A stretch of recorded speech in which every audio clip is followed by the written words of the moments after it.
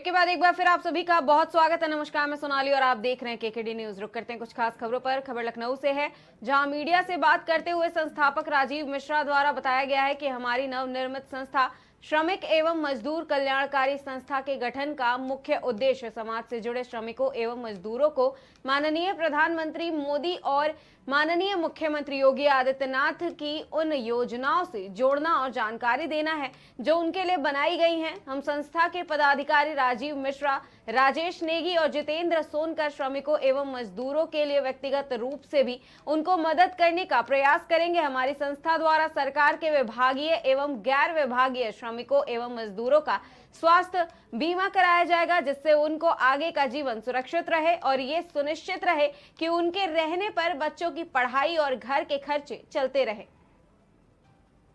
नमस्कार, आप देख रहे हैं केकेडी न्यूज। मजदूर श्रमिक संस्था द्वारा एक प्रेस वार्ता का आयोजन किया जा रहा है। किस तरह मजदूरों के लिए कार्य किया जाएगा, तो आइए जानते हैं। राजीव जी हमारे साथ हैं, संस्था के अध्यक्ष। इसे जानते हैं किस तरह इनकी संस्था मजदूरों के लिए कार्य करेगी। सर, पहले तो हमारे चैनल में आपका स्वागत है। सर, ये जो संस्था है, आपके नए निर्वाचित संस्था है, किस तरह समाज में लोगों के लिए काम करेगी?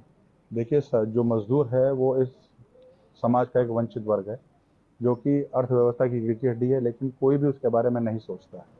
इस संस्था के माध्यम से उस मजदूर को जो भी सरकारी सुविधाएं मिल सकती हैं, न्यूनतम वेतनमान की सुविधा मिल सकती हैं, बीमाओं के माध्यम से उनके और उनके परिवार को जो भी सेवाएं उपलब्ध कराई जा सकती हैं, उसके बारे में संस्था पूरी काम करेगी और समय समय पर सरकार द्वारा चलाई जा रही परियोजना के बारे में कार्यक्रम शिविर लगाकर उनको अवगत भी कराएंगे।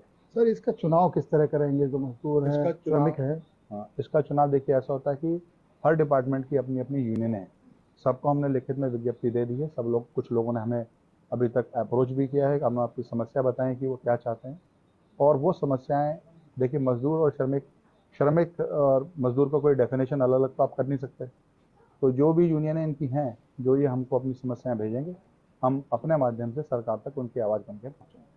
सर, जैसे कि बात कर लें कि उत्तर प्रदेश बहुत बड़ा प्रदेश है, तो आप जो संगठन है तो खाली उत्तर प्रदेश में काम करेगा कि उत्तर प्रदेश से बाहर भी करेगा? फिलहाल उत्तर प्रदेश में करेंगे। उसके बाद जब चुनाव का निस्तारण या निवारण हो जाता है, उसके बाद हम समस्त भारतवर्ष में इस योजना को लेके जाएंगे। और सर, बात कर ले जैसे कि चुनाव का टाइम है, इस टाइम आपका संगठन द्वारा प्रेस वार्ता की जा रही है, कोई मुख्य उद्देश्य क्या इसका? मुख्य उद्देश्य देखिए सर, मैंने आपको पहले ही बताया कि हम लोग मजदूरों की आवाज़ बनना चाहते हैं। इसका किसी भी राजनीतिक पार्टी या राजनीतिक संगठन से कुछ भी लेना देना नहीं है। ये एक मजदूरों की आवाज़ है जो मजदूरों के लिए काम करेगी, मजदूरों को उनका हक दिलाने के लिए मजदूरों की बात सरकार तक पहुंचाएगी। हम किसी राजनीतिक पार्टी को सपोर्ट नहीं करने आए हैं, मजदूरों को सपोर्ट कर रहे हैं, श्रमिकों को सपोर्ट कर रहे हैं। अभी तक सर कितने मजदूर श्रमिक आपसे जुड़ चुके हैं? हमसे लगभग 40 लाख संगठन के मजदूर, अलग अलग संगठन के मजदूर हमसे जुड़ चुके हैं, और कुछ अभी हमारी बात चल रही है। और जैसे ही हमारी प्रेस वार्ता खत्म होती है, कुछ लोगों से शाम को भी मिलना है, और ये सिलसिला लगातार जारी रहेगा मिलने। जैसे कि आपने देखा, राजीव जी हमारे साथ थे अध्यक्ष, उनके द्वारा बताया गया कि अलग अलग तरह से चुनाव किया जाएगा और सरकार की जो योजनाएं होती हैं वो मजदूरों तक पहुंचाई जाएगी।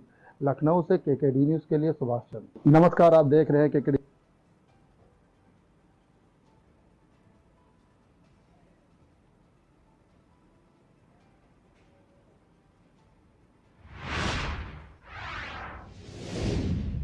खबर मथुरा से है, जहां निर्दलीय प्रत्याशी भानु प्रताप ने चमुहा क्षेत्र में जनसंपर्क किया है। वह उन्हें पूर्ण समर्थन भी मिल रहा है। साथ ही दूसरे चरण में होने वाले सांसद के चुनाव को लेकर के शहर और गांव में चर्चाएं चल रही हैं, और इसी को लेकर निर्दलीय प्रत्याशी भानु प्रताप ने आज चमुहा क्षेत्र में जनसंपर्क किया है, जिसकी शुरुआत महाराणा प्रताप चौराहा चोमू से महाराणा प्रताप की प्रतिमा पर माल्यार्पण की गई है। बता दें कि निर्दलीय प्रत्याशी भानु प्रताप का जगह जगह पटका डालकर स्वागत किया गया।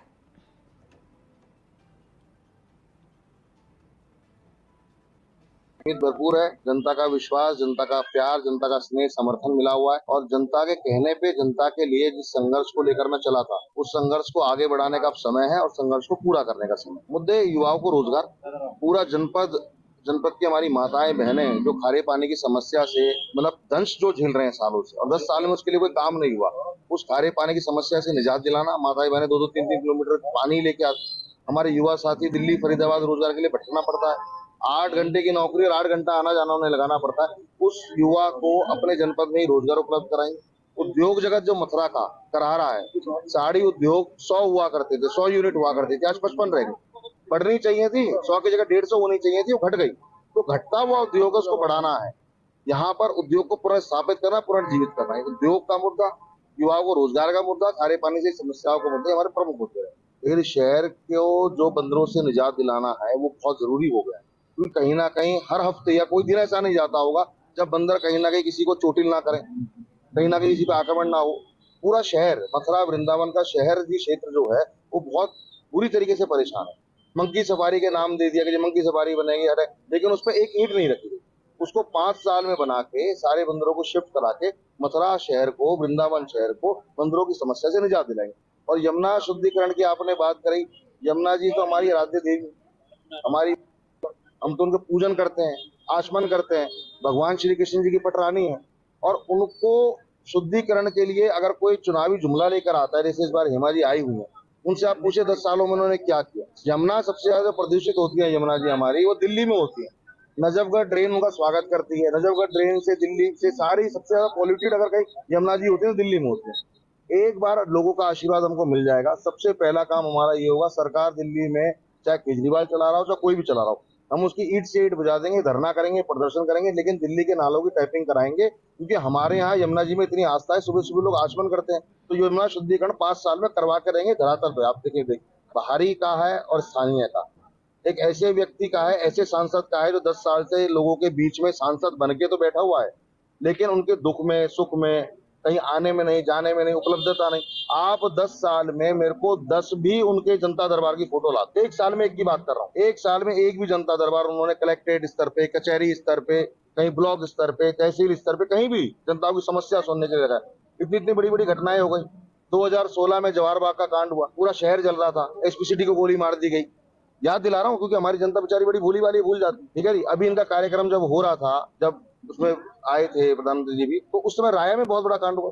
तो इस संवेदनशीलता जिनके अंदर नहीं है जनता के प्रति, और अपने आप कहते हैं ब्रजवासियों से प्यारा, भी उनका एक बीच में मैं पढ़ रहा था, किसी चैनल पे इंटरव्यू दे रही थी, तो कहती हूँ जाती हूँ छठी करा, मुझे लोग बैठे हुए अच्छे नहीं लगते। अरे भाई, हम तो किसान लोग हैं, जनपद के जो ग्रामीण क्षेत्र के लोग हैं, वो तो अपना काम करके बाहर ही बैठते हैं।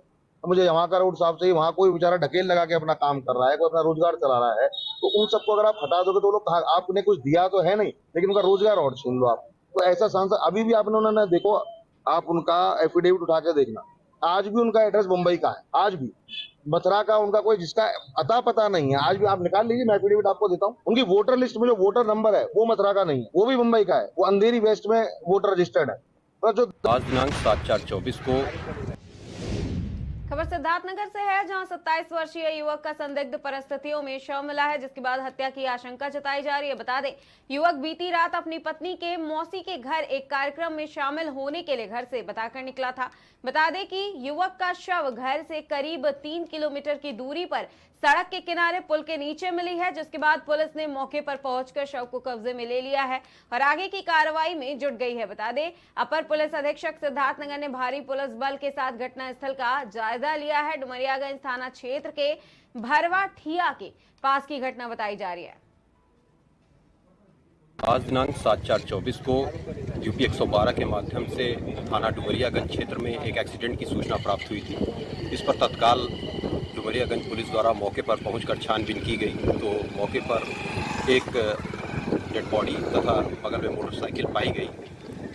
मृतक की शिनाख्त बच्चाराम यादव पुत्र जगराम यादव निवासी पिथरिया थाना भवानीगंज के रूप में हुई है। पुलिस द्वारा शव को कब्जे में लेकर पंचायतनामा और पोस्टमार्टम की कार्रवाई की जा रही है। उसके अग्रतर 4 अप्रैल 2024 को खबर सिद्धार्थनगर से है, जहां 3 अप्रैल 2024 की रात को थाना खेसरहा क्षेत्रांगत ग्राम गेंगटा में स्थित प्राचीन शिव मंदिर में भगवान भोलेनाथ के शिवलिंग और माता पार्वती की मूर्ति को तोड़ने और नंदी की मूर्ति को मंदिर के बाहर रखने का मामला सामने आया था, जिसके बाद सूचना पर तत्काल पवन अग्रवाल जिला अधिकारी सिद्धार्थनगर और प्राची सिंह पुलिस अधीक्षक सिद्धार्थनगर द्वारा घटनास्थल का निरीक्षण किया गया तथा थाना स्थानीय पर मुकदमा भी दर्ज कर अभियोग पंजीकृत किया गया था। बता दें, जिसके बाद पुलिस अधीक्षक सिद्धार्थनगर के आदेश के क्रम में अपर पुलिस अधीक्षक सिद्धार्थनगर के कुशल निर्देशन में व सतीश चंद्र क्षेत्राधिकारी बासी के कुशल पर्यवेक्षण में तत्काल गठित टीमों द्वारा आसपास क्षेत्र में लगे सीसीटीवी फुटेज व अन्य तकनीकों की मदद से कार्रवाई की गई है। टीम के अथक मेहनत व प्रयासों से घटना का सफल अनावरण करते हुए एक अभियुक्त को थाना खेसरहा पुलिस एसओजी व सर्विलांस टीम द्वारा गिरफ्तार किया गया है और आगे की विधिक कार्रवाई के लिए माननीय न्यायालय भेज दिया गया है।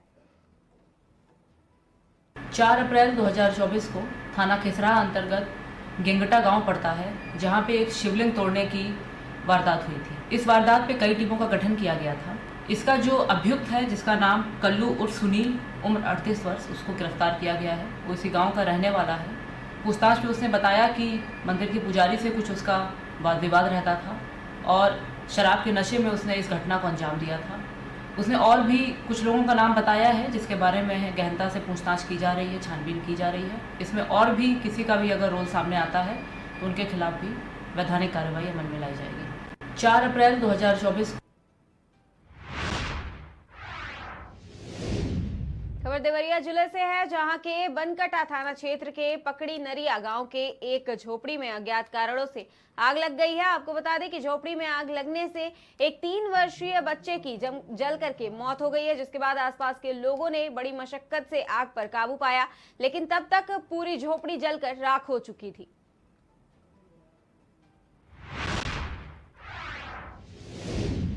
खबर मध्य प्रदेश के देवास से है, जहां देवास बाईपास ब्रिज के पास पुणे से नेपाल जा रही बस में टायर फटने से आग लग गई है। बता दें, बस में मजदूरी करने वाले लोग सवार थे, जिनका सारा सामान जलकर खाक हो गया है, जिसके बाद घटना की जानकारी प्रशासन को दी गई। फिर तुरंत ही प्रशासन की टीम मौके पर पहुंची और सभी बस में सवार यात्रियों को सुरक्षित स्थान पर पहुंचाया गया। गनीमत ये रही कि घटना में कोई जनहानि होने की सूचना नहीं है। में आग लग गई। पुणे बाउदन से नेपाल तक का बस है। सामान का पूरा क्षति हो गया है। किसी का सोना, किसी का चांदी भी है उसमें, और पैसे भी है बैग में। थोड़ा बहुत सामान जो ऊपर था वो तो बच गया है। किसी का थोड़ा बहुत, किसी के पास तो चप्पल भी नहीं है, यानी कि एक जोड़ कपड़ा भी नहीं है। और कितनी बजे घटना है? 5 साढ़े 5 बजे का ऐसा अंदाज है। मैंने भी टाइम नहीं देखा। 5 साढ़े 5 बजे का घटना है। कितने लोग सवार थे बस में? 120-25 लोग ऐसे ही, अभी अकाउंट नहीं हुआ है उनका। बच्चे मिला के कहाँ से आ रही थी बस ये? पूना से। कहाँ जा रही थी? नेपाल गौरीफेंडा बॉर्डर। यात्री क्या टूरिस्ट थे, क्या थे? नहीं, टूरिस्ट नहीं है। पूरा यात्री अपना बेचारे काम करके, कोई झाड़ू पोछा कचरा करके जमा करके। ऐसा त्योहार का टाइम है, ये नया साल भी है, अपना रामनवमी भी है। इसके वजह से गांव त्योहार बनाने के लिए बच्चे के साथ सब लेके गांव जा रहे थे सब। आग किस कारण से लगी पता आपको? वो कुछ मालूम नहीं हुआ हमको। अच्छा। गाड़ी भी रात भर नहीं चली है, 2 घंटे चली है। 2 घंटे के बाद आग लग गई। रात भर गाड़ी रेस्ट में थी। ड्राइवर और वगैरह कहाँ गए किले? ड्राइवर पहले तो पानी भी, उन लोग ने भी पानी डाला है, लेकिन भेजी नहीं। उसके बाद तो किधर भाग गया हमको मालूम नहीं रहा। प्रशासन का क्या सहयोग रहा आपको? अभी प्रशासन का फुल सहयोग है। इधर फुल है, खाना पीना और रखना, उनका नाश्ता पानी सब कुछ उनने बहुत हेल्प किया है। उनको सलाम है। अभी कोई जनहानि हुई है क्या इसमें? नहीं, कुछ नहीं हुआ है। क्या नाम है आपका? मेरा निर्मल विश्वकर्मा। ये आज सुबह तकरीबन 5:15 बजे मक्सी बाईपास चौराहे पर यात्री बस थी, जो पूना से नेपाल के कुछ यात्रियों को लेकर यूपी की इधर को जा रही थी। ये लोग अपने गांव नेपाल लौटना चाह रहे थे। उसी दौरान बस का टायर फटने से उस बस में आग लग गई थी। इसमें बस पूरी तरह जल के चढ़ गई। इसमें आग लग गई है।